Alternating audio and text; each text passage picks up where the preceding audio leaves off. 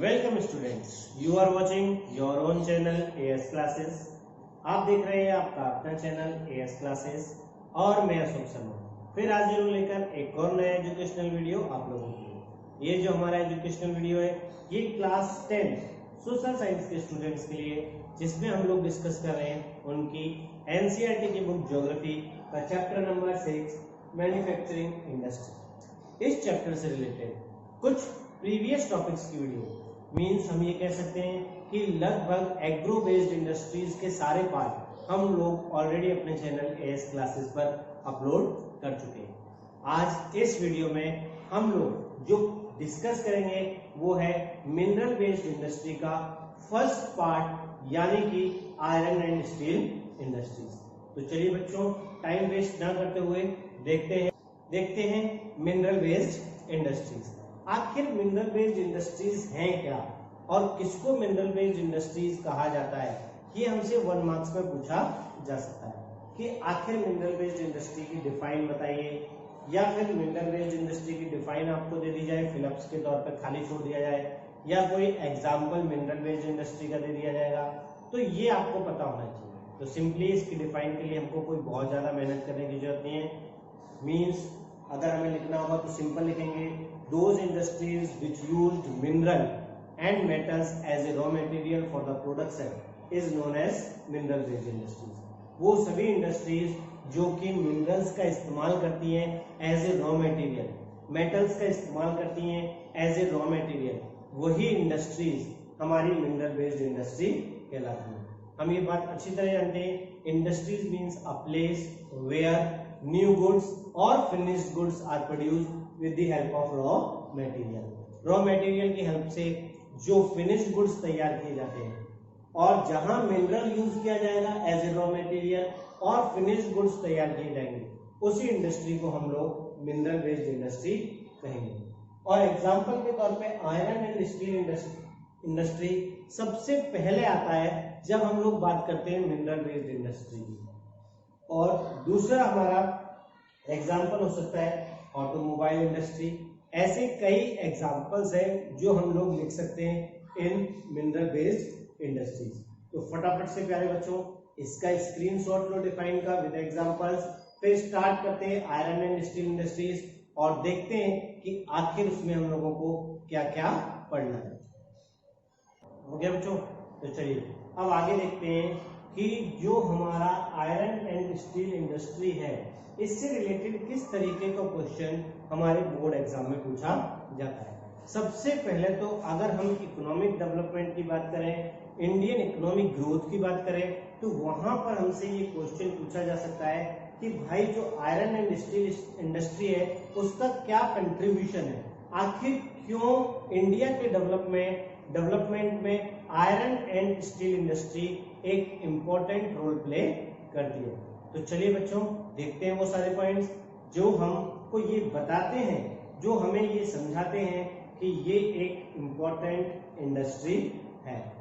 चाहे हम economic growth की बात करें, चाहे हम डेवलपमेंट की बात करें, चाहे हम लोग इंडियन इकोनॉमिक ग्रोथ को लेकर बात करें, सभी जगह हम लोग देखते हैं it is play an important role.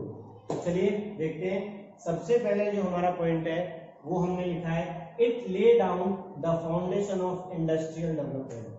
Iron and steel industry वो इंडस्ट्री है जिसने की सभी इंडस्ट्रीज के लिए एक फाउंडेशन का काम किया है। फाउंडेशन का काम मीन्स उसने सभी इंडस्ट्रीज को सपोर्ट किया है। अगर इंडस्ट्रियल डेवलपमेंट हुआ है तो उस इंडस्ट्रियल डेवलपमेंट के पीछे आयरन एंड स्टील इंडस्ट्री ने एक इंपॉर्टेंट रोल प्ले किया है।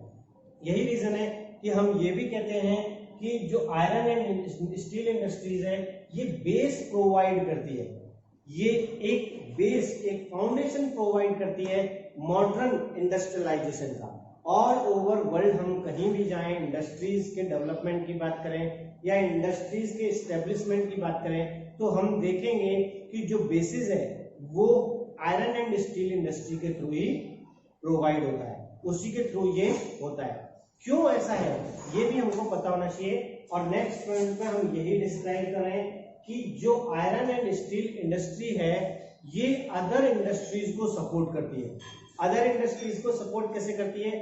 हम जानते हैं कि बिना मशीनों के कोई भी इंडस्ट्री वर्क नहीं कर सकती है, और हम ये भी अच्छी तरह जानते हैं कि सारी मशीन्स जो है उनको मैन्युफैक्चर करने के लिए या तो आयरन की जरूरत होगी या स्टील की जरूरत होगी। यानी कि जितने भी टूल्स बन रहे हैं, जितनी भी मशीन्स बन रही हैं, जितना इंफ्रास्ट्रक्चर तैयार हो रहा है इंडस्ट्रीज का, उन सभी के लिए आयरन और स्टील की जरूरत पड़ती है। इसलिए हम कह सकते हैं कि ये बेस प्रोवाइड कर रहा है। इसी पॉइंट से रिलेटेड एक मार्क्स का हमसे क्वेश्चन भी पूछा जा सकता है कि why iron and steel industry called the basic industry. जब भी ये क्वेश्चन आएगा आपको यही लिखना है कि it provide machines, it provide tools, it provides engineering goods, it provide other goods, it helps in the construction of infrastructure। ये सारे पॉइंट्स लिखने के बाद हम कह सकते हैं कि it is called basic industry। इसके अलावा इकोनॉमिक डेवलपमेंट की जब हम बात करेंगे तो हम देखेंगे कि iron and steel industry also provide large number of people employment. Employment के आधार पर भी हम देखेंगे कि बहुत सारे लोग जो हैं वो इस इंडस्ट्री में वर्क कर रहे हैं। इसके अलावा प्यारे बच्चों, सबसे जरूरी पॉइंट जब हम इंडियन इकोनॉमिक डेवलपमेंट की बात करते हैं वो है हमारा it is also boost the development of agriculture. We all of us know that India is a country of village. यहाँ पर बहुत सारे विलेजेस है और most of the people engaged in agriculture for their livelihood। और ज्यादातर जो लोग हैं वो एग्रीकल्चर में लगे हुए हैं अपने लाइवलीहुड के लिए। और हमारी एग्रीकल्चर का मॉडर्नाइजेशन डिपेंड करता है आयरन एंड स्टील पे। जैसा मैंने अभी आपको बताया, all the machines are manufactured और produce with the help of iron and steel. और हम देखते हैं जो एग्रीकल्चर का मॉडर्नाइजेशन है वो कहीं ना कहीं इसी इंडस्ट्री के थ्रू है। नई नई मशीन्स का इंट्रोड्यूस होना, नई नई टूल्स का इंट्रोड्यूस होना, ये हमारे फार्मर्स को एक हेल्पिंग हैंड प्रोवाइड कर रहा है मोर प्रोडक्शन के लिए, ज्यादा से ज्यादा प्रोडक्शन करने के लिए, उनके काम को इजी बनाने के लिए।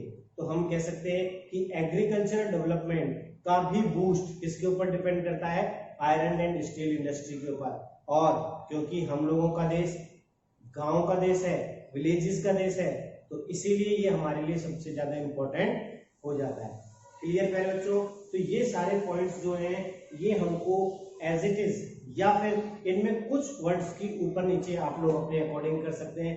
और बोर्ड के एग्जाम में अगर क्वेश्चन आता है तो you have to write down, और बिना कुछ सोचे समझे इजीली माइंड के कॉन्सेप्ट्स के थ्रू हम इसको कर सकते हैं। तो फटाफट से प्यारे बच्चों इसका स्क्रीनशॉट लो। इसके बाद आगे इसके बारे में और थोड़ा सा डिस्कस करेंगे। हो गया बच्चों?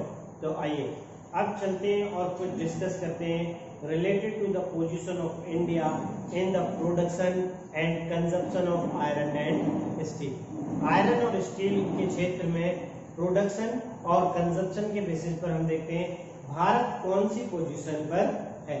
तो सबसे पहले हम बात करेंगे प्रोडक्शन के बेसिस पर। तो हम देखते हैं कि जो इंडिया है वो थर्ड पोजीशन पर स्टैंड करता है वर्ल्ड में जब हम लोग स्टील प्रोडक्शन की बात करते हैं। स्टील में भी जो क्रूड स्टील है उसके प्रोडक्शन में इंडिया थर्ड पोजीशन पर स्टैंड करता है वर्ल्ड की सभी कंट्रीज के अकॉर्डिंग अगर हम कंपैरिजन करें। और अगर हम लोग बात करें आयरन स्पंज प्रोडक्शन की तो इसमें इंडिया लार्जेस्ट प्लेस पे है। वर्ल्ड की सभी कंट्रीज के मुकाबले में इंडिया सबसे ज्यादा आयरन स्पंज का प्रोडक्शन करता है as comparison to the other countries. लेकिन जब हम कंजप्शन की बात करते हैं तो कंजप्शन के क्षेत्र में हम जब इसका पर एनम यानी पूरे साल का कंजप्शन निकालते हैं पर कैपिटा का यानी हर एक व्यक्ति के अकॉर्डिंग, तो हम देखते हैं कि इंडिया की जो पोजीशन है वो बहुत ज्यादा अच्छी नहीं है, क्योंकि हमारे यहाँ पर कैपिटा कंजप्शन जो है वो बहुत ज्यादा लो है, वेरी लो है।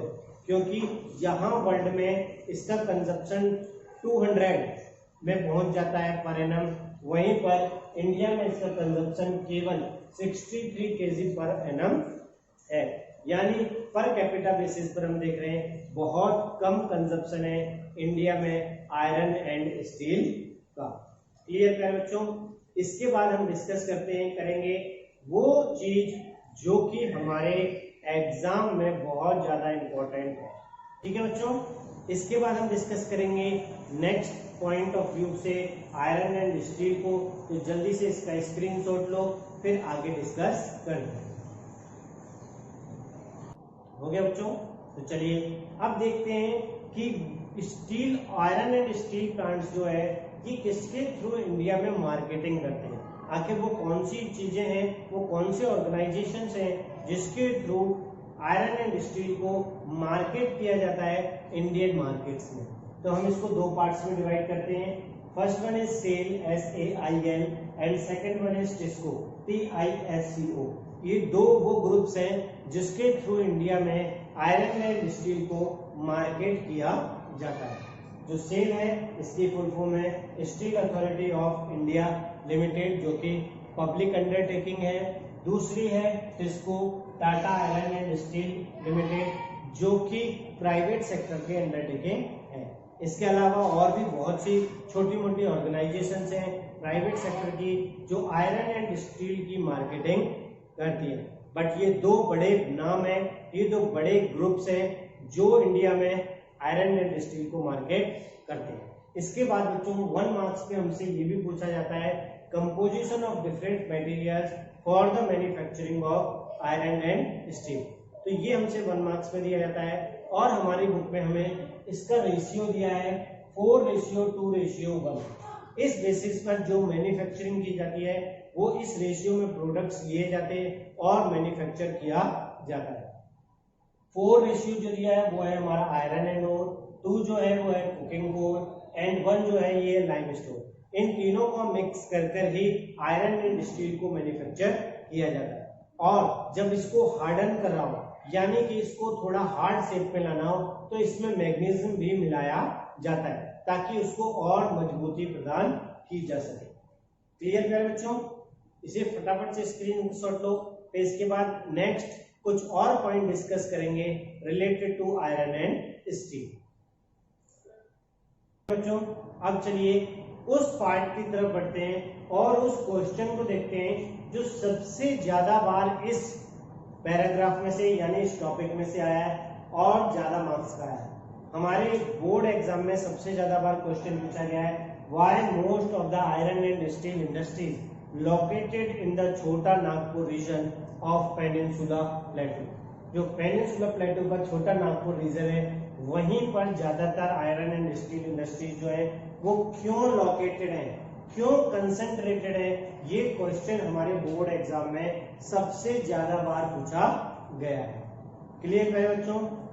अब इसका आंसर लिखने के लिए हम लोगों को अलग से कुछ ज्यादा तैयारी करने की जरूरत नहीं है। हमने स्टार्टिंग में ही सीख लिया था कि किसी भी इंडस्ट्रीज के स्टैब्लिश होने के क्या कारण होते हैं, किसी भी इंडस्ट्री को एक जगह बिल्ड करने के क्या रीजंस होते हैं। अगर हमें वो रीजंस याद है तो हम हर एक इंडस्ट्री के स्टैब्लिशमेंट का कारण बता सकते हैं कि आखिर वो वहां पर क्यों स्टैब्लिश हुई है।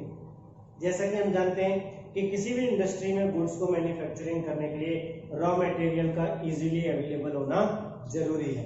तो नेचुरल सी बात है अगर छोटा नागपुर रीजन में आयरन एंड स्टील प्लांट्स ज्यादा लोकेटेड है, ज्यादा स्टैब्लिश है, तो सीधी सी बात है कि वहां अवेलेबिलिटी जो है रॉ मटेरियल की वो बहुत ज्यादा होगी। तो ये बिल्कुल करेक्ट पॉइंट है कि वहां पर हाई ग्रेड जो रॉ मटेरियल है वो इजीली अवेलेबल हो जाता है और एक अच्छी खासी मात्रा में अवेलेबल हो जाता है, यानी कि किसी प्रकार की कोई कमी महसूस नहीं होती और ना ही वहां पर ऐसी कोई कंडीशंस क्रिएट हो पाती। इसके अलावा दूसरा हम सब जानते हैं कि भाई रॉ मटेरियल तो मिल रहा है लेकिन अगर उसकी कॉस्ट हाई है, अगर उसकी कॉस्ट ज्यादा है तो उससे प्रॉफिट कम हो जाएगा।